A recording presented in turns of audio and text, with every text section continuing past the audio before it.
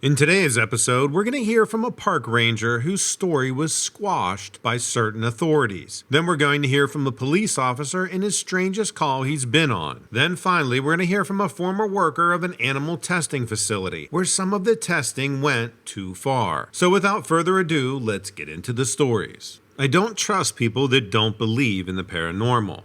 How can you say spirits don't exist? It makes no sense to me. How can you be sure something you can't see isn't there? People will just say aliens don't exist. The Earth is one tiny speck in an infinitely expanding universe. What kind of person is 100% sure that there isn't life anywhere else but on Earth? That blows my mind. Anyways, I know you read paranormal experiences on your channel, so I'll tell you about something that had happened to me back when I was a park ranger. We had gotten all kinds of reports from campers and hikers of screams in this one section of the forest. People hear crazy things in the forest all the time. But we received over 40 accounts of hearing screams near this campsite. My partner and I grabbed our gear and got in the truck and headed down the road.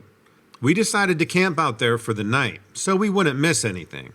We started a fire and set up a couple of tents and brought some food. We were in pretty good shape. Even if we didn't get to the source of the notorious screaming, we were prepared to have a good night out camping. We grilled some steaks and sat around for a while enjoying the peace. Then we hear this terrible scream coming from deep in the forest. We radioed in that we heard a scream and we were going in the woods to investigate. We grabbed our flashlights and started making our way towards the scream. There wasn't much noise after that.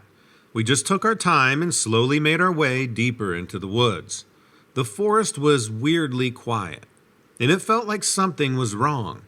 We both stopped walking and just stood in the middle of the forest to see if we could hear anything. Suddenly, we heard a scream so loud that it hurt both of our ears. It wasn't like anything that we've heard before. It was human-like, but much more bellowing and with more of a growl to it. I looked to my left and I saw the most terrifying creature I've ever seen in my life. It was freakishly tall, standing on its hind legs about 7 feet tall. It had these glowing yellow eyes and it looked like a wolf, but much larger and much more muscular. Its face was menacing, like a cross between a wolf and an ape and a demon. It charged right at me. I dove out of the way to avoid being trampled to death. I heard gunshots, and when I looked, I saw my partner fire several rounds into the creature. It swung at my partner and he jumped out of the way, inches from being butchered.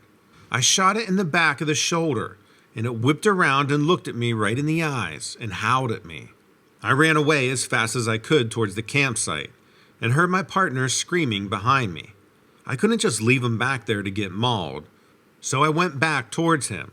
When I met back up with him, he was halfway up a tree and pointed in the direction the creature ran off. We both started running out of the forest when we heard it scream again. It was very much still alive. We gathered up everything from the campsite, shoved it in the van, and got the hell out of there.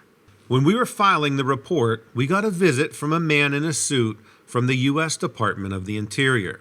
When we told him what had happened, he repeated the story back to us, but insisted we report it as a rabid bear. We explained to him that it wasn't a bear. Its eyes glowed yellow, and it looked like a wolf-ape mix. We told him it was over 7 feet tall and it screamed like a human. He simply nodded, and then after a pause, he insisted again that the encounter we had was a rabid bear. He also congratulated us on successfully killing the creature. I explained to him that we didn't kill it, and it was still running wild in the forest. Then he got very stern with me and said, if I valued my job, my freedom, and my life, I will put that we killed a rabid bear, causing all the issues. It was a disturbing moment. He ripped up the initial report and said that he looked forward to reading about what had happened to us in the forest. Then he left. I was terrified and pissed off. There was something seriously dangerous in our backyard, and the government wouldn't let us get the help that we need to get rid of it. It made me question all the information I've ever received in my entire life.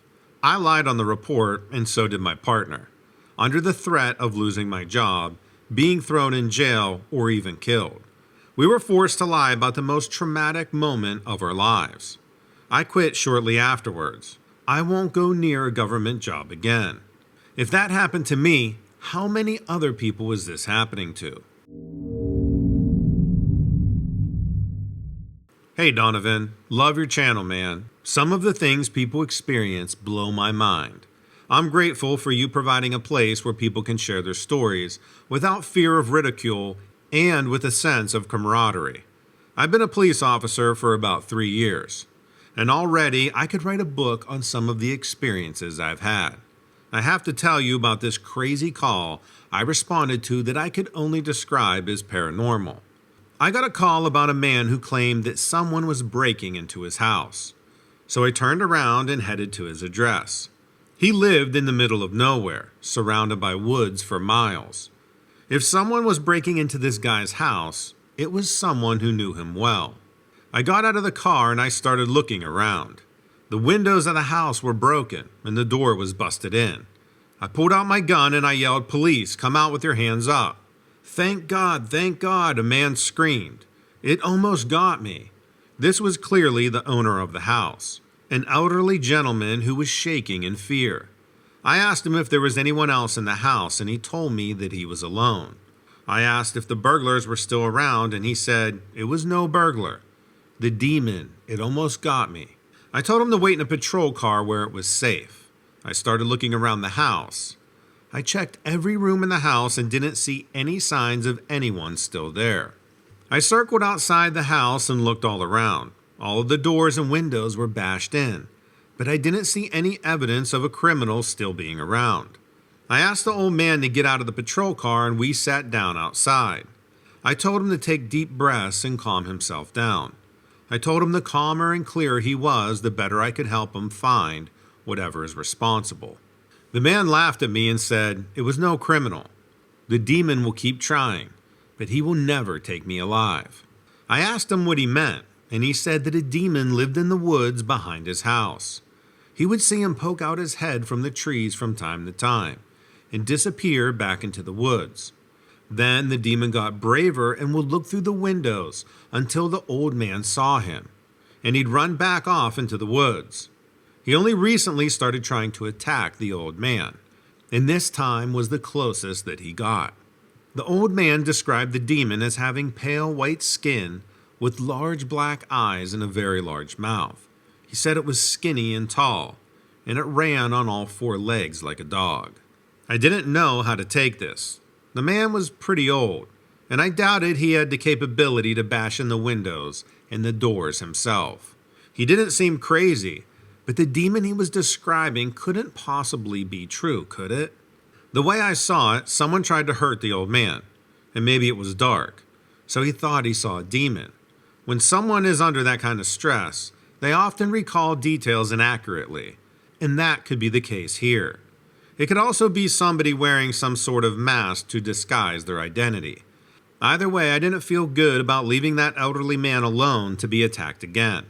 I asked him if there was someplace else that he could stay, and he refused to leave.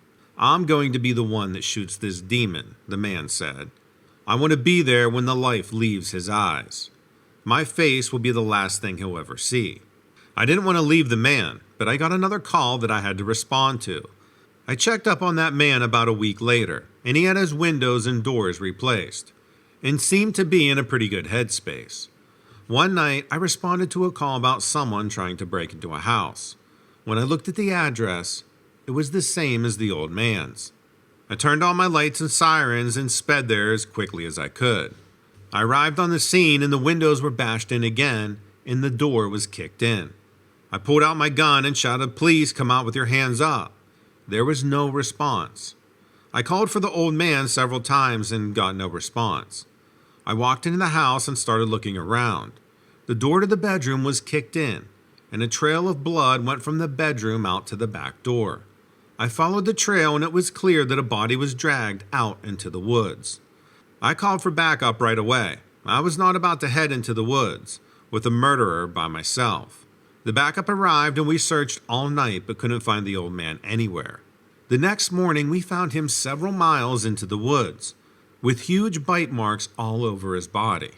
Someone or something feasted on that old man. The officers talk about the cannibal in the woods, but I was starting to believe this old man's story. This thing attacked this poor man several times and ate him. I'm not saying that humans aren't capable of cannibalism. After everything I've seen, I can tell you that humans are capable of unspeakable things. But the old man described this creature vividly and saw him on multiple occasions. I feel responsible for his death, and I can't let it go. I can't imagine him going out that way, being eaten to death. Nobody deserves that, especially not that old man. Thanks for letting me get this story out there. I was working in an animal testing laboratory. I'm not proud of this, but I was young and I needed the money. It paid well and offered me an opportunity to get experience in the scientific field, which proved to be very valuable. Large corporations, all of which the average person would recognize, paid an unbelievable amount of money to have their products tested on different animals. A lot of them would openly request human testing, but we didn't do any human trials, at least none that I was directly involved with. One day, my team was put in charge of this fast-healing antibiotic ointment. Our job was to test it on a variety of animals and to see how they healed. We started trials with mice. We made very small puncture wounds on 5,000 lab mice that were split into 2 groups. We would monitor how the mice would heal naturally, and then we would treat the other mice with the antibiotic ointment. The mice who received no treatment healed almost completely after 7 days. The mice who received the ointment had no evidence of any wounds after 2 days. To put this into perspective, the ointment that the average person has in their medicine cabinet has almost no data backing up claims that it heals wounds faster. This ointment defied what we thought was possible. We continued the trials on several different animals, and they all experienced the same thing. Every creature reacted positively to the ointment that it was unbelievable. There wasn't a single case of side effects from the ointment, and every animal completely recovered and didn't leave a trace of ever being wounded. I was incredibly excited, as this was by far the most positive trial I've ever been a part of. I saw some horrific things in the lab, and as an animal lover, it weighed heavy on my heart to see animals react negatively and even die during trials. But for a moment, testing out this ointment made me feel like I was truly making the world a better place. Then something strange happened. Orders were flying around the laboratory about performing immediate human trials. It was suggested to pay willing volunteers to test out the ointment, but it was met with resistance. And I was told to just keep testing on animals until they came up with a solution. Shortly after that, we started receiving these giant metal crates that were completely enclosed with electrical generators on the outside of them. It was bad enough to voluntarily be involved with animal testing, but I couldn't be a part of any involuntary secret human testing. I watched as those crates were unloaded. Were there really humans in there? I racked my brain trying to figure out where they're getting these living human beings from. It was too much. I started losing sleep. I had to figure out what was in those crates. On my day off, I came in pretending to have forgotten something in the lab. I snuck off towards the new section of the facility where they were keeping these crates. I slowly made my way over and heard some guys talking inside. I looked inside and saw 2 men sitting at the bottom of a hospital bed, and in the bed looked like this demonic humanoid lizard creature. It had scales for skin, these big yellow lizard eyes and huge ears. It was just lying there with its hands crossed on its chest. One worker was talking about his stable condition and lack of side effects, while the other was writing notes on a clipboard. I was seriously freaked out and got the hell out of there. The next day, I quit, and when my boss asked why, I said that I needed to take care of my parents. He stared me down, and I couldn't tell if he believed me or not. Okay, he said, and I got the hell out of there. I can only imagine what the job would entail now had I stayed. One thing is for sure, I never want to see a creature like that again. I wish I never saw it, honestly. Let me know what you think about these stories in the comments below. And don't forget to check out Donovan Dread True Crime. I try to release there several times a week. And also check out Lilith Dread. She releases almost every single day. Thanks and take care.